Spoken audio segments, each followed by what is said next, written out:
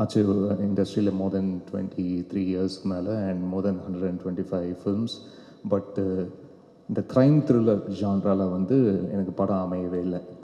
So இதில் இந்த 11 படம் வந்து it is my first official ஒரு ப்ராப்பர் டிவோட்டட் க்ரைம் த்ரில்லராக இது அமைஞ்சதில் எனக்கு ரொம்ப ரொம்ப சந்தோஷம். நான் நிறைய ஓடிடியில் உட்காந்து திரைப்படங்கள் பார்க்கும்போது நிறைய இந்த மாதிரி க்ரைம் த்ரில்லர்ஸ் தான் வந்து பார்ப்பேன். ஏன்னா அதுதான் ரொம்ப இன்ட்ரீகிங்காக இருக்கும், ரொம்ப ஹுக்டாக உட்காந்து படத்தை பார்த்துக்கிட்டே இருக்கலாம். அது கிளைமேக்ஸ் வர வரைக்கும் அது என்ன சொல்ல வருது, என்ன சஸ்பென்ஸ் அப்படின்றதுல வந்து பயங்கரமாக ரொம்ப இன்டென்ஸாக உட்காந்து படம் பார்த்துட்ருப்பேன்.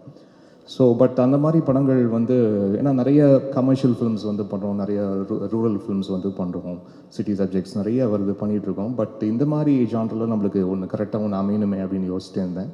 ஸோ லோகேஷ் அஜில்ஸ்க்கு முதல்ல என்னுடைய நன்றியை தெரிவிச்சுக்கிறேன். சுந்தர் சி சாருக்கு நான் ஒரு 8 ஃபிலிம்ஸ் பண்ணியிருக்கேன் சாருக்கு.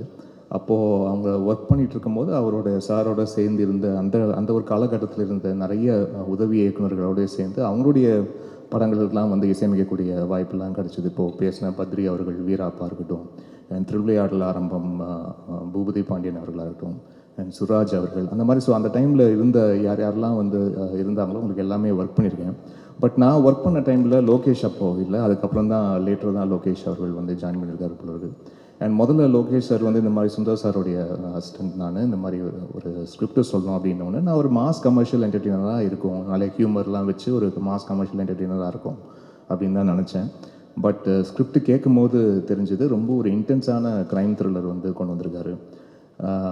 முதல்ல ஒருத்தர் கேட்டதே நான் இந்த மாதிரி கதைக்கு முதல்ல எப்படி யோசிச்சிங்க? ஏன்னா எப்போவுமே சினிமாவில் ஒரு விஷயம் இருக்கு இல்லையா, ஒருத்தர் வந்து அம்மா வேடம் போட்டாங்கன்னா கடைசி வரைக்கும் அம்மா வேஷம் தான், ஒரு தங்கச்சின்னா கடைசி வரைக்கும் தங்கச்சி வேஷம் தான். அந்த மாதிரி க்ரைம் த்ரில்லருக்கு எப்படி இமான் செட் ஆவார் அப்படின்னு ஒரு யோசனை வந்து அவங்களுக்கு வரலன்னா கூட ஒரு 10 பேர் வந்து சொல்லி கும்மி அடிச்சிருவாங்க இல்லையா. ஸோ அப்படியே தான் சினிமாவில் இருக்கும்.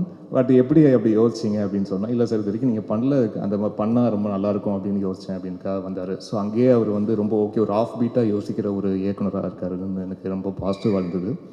அண்டு படம் எல்லாம் டோட்டலாக முடிச்சு கார்த்திக்கோடைய ஒர்க் வந்து அவுட்ஸ்டாண்டிங் இந்த படத்தில். அண்ட் அவர் இப்போவே அடுத்த படத்தோடைய ஷூட்டிங்லாம் போய்ட்டு ஷெட்யூல்லாம் முடிஞ்சுதா கார்த்திக்?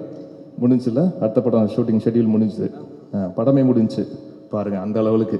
ஸோ இந்த படம் வெளிவரும் போது இன்னும் நிறைய பேர் கார்த்திக்கோடைய ஒர்க்கை வந்து நிச்சயமாக நோட் பண்ணி எல்லா ரிவ்யூஸ்லேயும் கண்டிப்பாக அது இருக்கும், அது இப்போவே எனக்கே தெரியுது. அண்ட் லோகேஷோடைய ரைட்டிங், லோகேஷ் அஜில் சார்களுடைய ரைட்டிங் வந்து அவுட்ஸ்டாண்டிங். அது ஸ்கிரிப்ட் நரேஷன் கேட்கும் போதே அவ்வளோ கிரிப்பிங்காக வந்து இருந்தது. இது அப்போவே தெரிஞ்சது, ஓகே இது வந்து மேக்கிங்காக வந்து கொஞ்சம் இப்படி அப்படி இருந்தால் கூட ரைட்டிங் செம்மையாக இருக்குது, இது வந்து ஒரு நிச்சயமாக ஒரு கேரண்டி க்ரைம் த்ரில்லராக இருக்கும் அப்படின்னு நினச்சேன். ஆனால் படம் பார்க்கும்போது ஐ வாஸ் ப்ளோன்.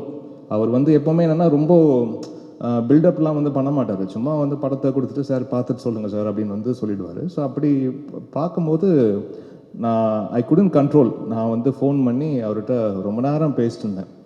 அந்த மாதிரி ரொம்ப ஹார்ட் ஃபெல்ட்டாக அப்படி ஃபீல் பண்ணி பேசி எனக்கு தெரிஞ்சு ரொம்ப நாள் ஆச்சு எனக்கு. ஸோ அப்படி ரொம்ப ட்ரூத்ஃபுல்லாக ஒரு படத்தை ரொம்ப ஹானஸ்ட்டாக அது ஃபிலிம் மேக்கிங்லேருந்து அந்த கிராஃப்டில் ஒவ்வொருத்தருடைய ஒர்க்மேன்ஷிப் கரெக்டாக அந்தந்த ஷாட்டுக்கு என்ன வேணுமோ கரெக்டாக அந்த ஆர்ட் டிபார்ட்மெண்ட்டு கரெக்டாக சேர்த்ததாக இருக்கட்டும், ஆர்டிஸ்டோடைய அவங்களுடைய பர்ஃபார்மன்ஸை கரெக்டாக வாங்கினதாக இருக்கட்டும், இது எல்லாமே வந்து ரொம்ப அழகாக வந்து படத்தில் இருந்தது. அண்ட் முக்கியமாக யூசேஜ் ஆஃப் சைலன்ஸ், அது வந்து ஸ்கோரில் வந்து நிறைய அந்த மாதிரிலாம் வந்து ஒர்க் பண்ணியிருக்கோம். எங்கெங்கெல்லாம் மியூசிக் வந்து நல்ல ஒரு பவர்ஃபுல் மியூசிக் வருமோ அங்கேயும் இருக்கும், பட் எங்கெங்கெல்லாம் சைலன்ஸ் நம்ம ட்ரீட் பண்ணுமோ அதெல்லாம் அழகாக ட்ரீட் பண்ணியிருக்கோம் நம்புகிறோம்.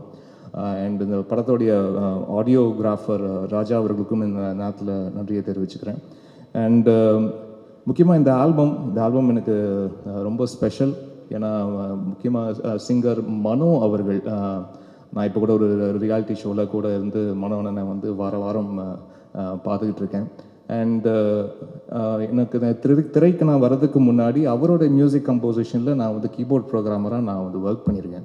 ஸோ பட் இத்தனை ஆண்டு காலமாக நானும் இசையமைச்சிட்ருக்கேன். பட் கரெக்டாக ஒரு சாங்க்கு வந்து மனோனை வந்து பாட வைக்கவே முடியல.